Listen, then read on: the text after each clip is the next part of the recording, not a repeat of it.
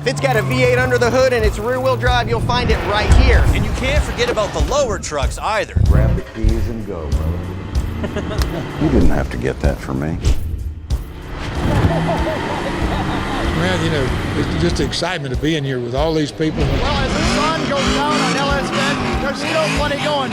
There's drifting, there's autocross. If you've never been to this event, you won't be sorry.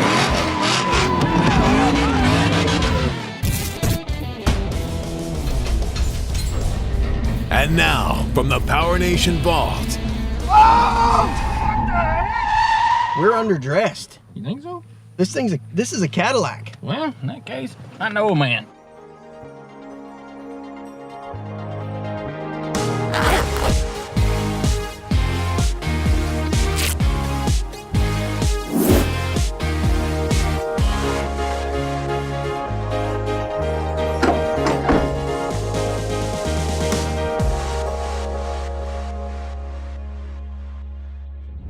Now, where were we? Well, this definitely feels a lot better. I think we owe a little burnout. What do you think? Yeah.